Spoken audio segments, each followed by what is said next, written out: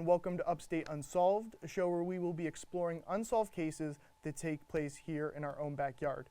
Today we will be taking a look at the disappearance of Karen Wilson, a college student who vanished 37 years ago. Before we get into the topic, or the whole story, I thought it was a good place to start. Disappearance of a college student. Seems fitting. We're all college students, I'm trying to have people get nightmares when they walk down the street. I definitely won't be able to walk home tonight. Yeah, That's sure. Terror is the name of our game. All right, let's get into the story. Karen Wilson was a college senior attending SUNY Albany in Albany, New York, where she was majoring in political science. On the evening of March 27th, 1985, Wilson went shopping at the nearby Colony Center, where she had purchased T-shirts for her upcoming spring break trip to Fort Lauderdale. The time at which Wilson arrived at the shopping center is unknown. However, multiple sources believe they saw Wilson leaving the mall at approximately 7:20 p.m. In addition to purchasing clothes for the trip, Wilson had also scheduled an appointment at the Tanning Hut, a local tanning salon. However, no employee remembers Karen ever entering the shop. Wow, that's the first Karen entering a shop and no one knows it. That's right. They seem to make themselves known. And I feel so sorry for her. I mean, to disappear right before a trip, yeah, that's just sad. That's double sad. The disappearance. Yeah. Disappearing before Christmas and disappearing before a vacation are equally on par. They're just tough looks. Yeah, they're just tough to bounce back from that. And she didn't. We don't know what happened to her. We don't know yet. That being said, Wilson would have most likely begun her walk back to the SUNY Albany campus following the purchase of the clothes. It is believed that Wilson began walking south down Fuller Road.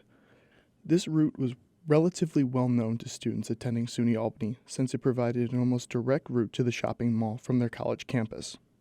However, the road was likely not heavily traveled by students on that night, given the fact that the walk is approximately 43 minutes and it was March in upstate New York. Unfortunately, Wilson would never make it back home from her walk and would instead vanish, never to be seen or heard from again. You wouldn't catch me on that walk. I don't care if there's a pot of gold at the end of that walk. Why? It seems like the perfect time to walk. In sweatshirt, it's like a shorts and T-shirt. That would just be brutal. 43 minutes on a seedy sidewalk in the freezing cold. No shot. It's a breeze. There's nothing at Colony Center worth a 43-minute walk. They have an escape room there. It's pretty nice. An escape room. Well, she's never going to escape the room she's in. Initially, police believed that Wilson had boarded a bus back to campus. However, multiple people recall seeing a woman matching Karen's description walking down Fuller Road, heading towards the SUNY Albany campus. Anytime you have multiple witnesses, I feel like... Wait, why would she walk? If she had the option for the bus... There was a bus. That is a theory. Is like people are like, why is she walking? There's a bus. Why is she hitting the sidewalks? We don't know. Maybe she's trying to get her steps in. Who knows? Just goes to show public transport saves lives. Yeah, public transport does save lives. After her disappearance, 3 unrelated witnesses have come forward to say that they believe they saw Karen walking down Fuller Road. The first witness claims to have seen a strange-looking man driving around the area at the time. The witness was also able to give a description of the man, saying he was a white man in his 40s with a beard, brown hair with a reddish tint, and a long nose and face. The second witness believes they saw Wilson on the west side of Fuller Road between 8:10 and 8:15, stating that a female, believed to be Wilson, was walking south of the entrance of 6 Mile Waterworks, also known as Rensselaer Lake, near the construction road leading west off of Fuller Road. This area is located just north of the I-90 underpass. The female was walking on a grassy portion of the sidewalk with her head down. A smaller person of an unknown sex was walking along Karen's right side. The witness described them as being, quote, almost shoulder to shoulder. The person was seemingly urging her up the embankment or incline into the 6 Mile area. The smaller person was described as being between 5'5" and 5'8", and between 120 and 140 pounds. When the female turned her head to the left, witness number 2 thought she appeared nervous. Yeah, not a good look. Anytime you're in close proximity to someone and they go, well, they were walking shoulder to shoulder. She was nervous. I feel like that's a red flag to anybody. Yeah, you know? like if I'm walking with a friend, I like to keep some distance between us. Like, what are you doing? I would hate to be walking with my friends and then someone driving by go, they all look nervous around him. It's like that's not a good look. Not what you want to be putting out to the world. And I'd be like, if she looked nervous, why not approach her? Like, yeah. You say you saw her nervous. Like, drive right past the nervous-looking female. That's what you do. God, I love Albany. Witness 2 also describes a white man following 50 to 100 feet behind the two subjects. He was walking at a steady pace, not seeming to be gaining on the two. He was described as being about 5'11", with a slim build in his early 20s, and wearing dark pants and a beige waist-length jacket. He had light-colored hair and a beard or some type of facial hair. Witness 2 also stated that she saw a stopped or disabled small, unoccupied black vehicle at Fuller Road and Washington Avenue Extension. The vehicle had a New York plate bearing partial plate numbers 239 and unknown letters. The car was a sedan style and believed to have been about 5 years old. The driver's window was down about 6 inches, and the passenger window was down about 2 inches. She thought this was odd because it looked like it was about to rain. She also noted on the driver's side window was a hole about a 1/4 inch in diameter with cracks radiating from it. She thought it looked like a bullet hole.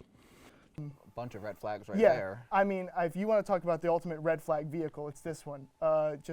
Windows down in the rain, bullet holes in the windows. Not just in the rain. Like, again, you said March before. Yeah. It's freezing cold. Freezing cold. Yeah, you got to get air out the car. Were they blasting the AC on the same? Yeah, probably. Keep it cool. Try to keep it cool. Yeah, just kind of a. And I think even if this car has nothing to do with her disappearance, it's like this kind of gives an idea of like what this area was like. Whole lot of activity on a late at night in the cold, just and none of this activity is good. It's none of it's like that looks fun. That's a good time. Everything's a red flag. So Witness 2, they said the car was there. They didn't Karen didn't walk in it or anything else.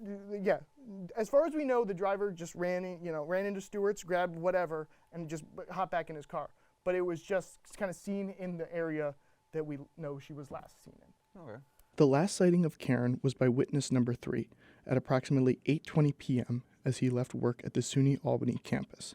He was waiting at the traffic light on Washington Avenue Extension and Fuller Road for traffic to clear so that he could turn right to proceed north on Fuller Road and access the I-90 entrance ramp across from the 6 Mile entrance.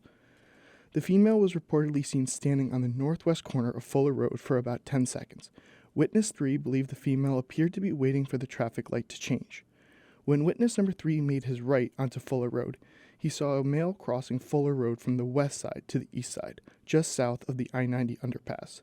He took a few steps up the driveway where the construction trailers were on the east side of Fuller, but seemed to change his mind.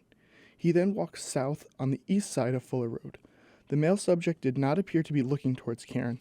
He was described as being a white male with sandy or light brown, messy or curly hair, with a couple of days' growth of facial hair.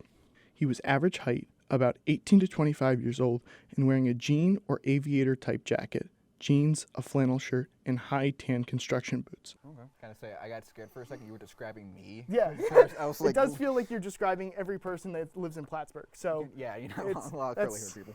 She shows where we're going to school. As witness number 3 turned right onto the I-90 ramp, he saw a lime green Volkswagen Rabbit, estimated to be a 1981 or 1982, parked along the road. There was no one around the vehicle. Since her disappearance, little to no additional information has been uncovered. We're going to take a quick break, and when we return, we'll get into the theories of what happened to Karen Wilson that fateful night. Stay with us. Welcome back to Upstate Unsolved, where this week we're discussing the disappearance of Karen Wilson. We just went over the facts of the case, so it's only fitting that we start discussing the theories of the case. I do love some good theories. Well, you're going to hate these because these theories are nothing but dead ends. Oh, I really scoured the depths of the internet to try to find something that resembled like a theory that made sense to me, and I found nothing. So and the cops found nothing. So it's just they really kind of fumbled this bag, but can't solve them all. Theory number 1. The most popular theory is that Wilson was abducted by the man described in witness number 1's account. Albany police were never able to make positive ID on the suspect, and no one has ever come forward to provide information on the suspect. This theory begins and ends there, making this a difficult lead to follow. Since multiple accounts include a man with a beard being seen around Wilson at this time, it's not out of the realm of possibility that 2 of the witnesses' accounts, if not all 3, saw the same man, making him the prime suspect in the case. Just dead end central. Just a guy was around her. Yeah, That's people were around her, and that seems to be kind of the theory that everyone's like, yep, that makes sense. It's like, yeah, we know somebody was around her, and it's just like, and everyone's account has someone with a beard, so it just must have been like a beard convention. Everybody was there, seemingly guilty. That's like the bare minimum for a disappearance. Yes, of course she was around someone. But who of these guys was the shadiest of the characters? And they all seem to be shady in their own way. And yeah, just a real kind of dead end. And like I said, kind of that's their theory that they're running with. So very upsetting. But what are you going to do? Theory number 2. While this may be a far stretch, it's possible that Wilson was a victim of Northeast serial killer Lewis Lent Jr. Lent was a serial killer that had confirmed killings in New York and Massachusetts between the years of 1983 and 1994. Lent was convicted for the murder of Jimmy Bernardo, a 12-year-old boy from Pittsfield, Massachusetts, in 1990, and for the murder of Sarah Wood, a 12-year-old girl from Frankfort, New York, in 1993. It's believed that Lent killed more children, though he was only convicted for 2. As far as his connection to Karen Wilson, not much evidence connects the two other than Lent killing in New York. This theory, however, does not hold much weight, since Lent seemingly only targeted children. Wilson was 22 at the time of her disappearance, and one thing we know about serial killers is that they rarely break their victim pattern. Oftentimes, serial killers will have particular attributes that they look for in their victims. Infamously, serial killer Ted Bundy targeted young brunette women, and killers John Wayne Gacy and Jeffrey Dahmer targeted young men and boys. Again, like I said, I don't trust it. it's a loose connection. Yeah. He was around at the time, but I don't think this has. I don't think so. Yeah, because I've watched a lot of documentaries about serial. I'm weird like that. I'm sorry to say, but I've seen like Jeffrey Dahmer, Ted Bundy, all that, and that is like they would never do it. It's like an obsession for them. Like they have to do it. It's and like I said, she was 22. Everyone else, all of Lent's other victims were young children. Doesn't really. He wouldn't have done that. I don't think. That's basically saying he's too weak to go after actual people, so he went after children. Exactly. Yeah. We're talking about a full-fledged adult here. Doesn't hold much weight for me. Don't trust it. Theory number 3. So this theory is one of my own, so let's take it with a grain of salt. Given her location during the time of the supposed abduction, there's a chance that her body was disposed of within the construction site. As stated earlier, the location she was last seen was under heavy construction, meaning there would have been plenty of places for someone to get rid of the body or to go through with an abduction. Again, the road at this time wasn't heavily traveled, making it a prime location for either of the men seen in her location or someone hiding in the shadows to carry out their plan. While this theory does not provide us with a suspect, it does provide us with a potential location of the abduction. It's just kind of, I say it was one of my own theories. It was just, again, like one I kind of saw, and then I was like, that makes sense. Did a little bit more research. I will definitely say that's the best theory out of the 3, because one says a guy. Yeah, and I looked, and it was around the time they were pouring concrete, so it was all very wet, and I would assume that if someone had abducted her or just kind of killed her in that area, my guess is she's now part of the concrete. Have you called the Albany police, let them know this information so they can dig it up? I wish. I don't think they're going to blow up the I-90 underpass, but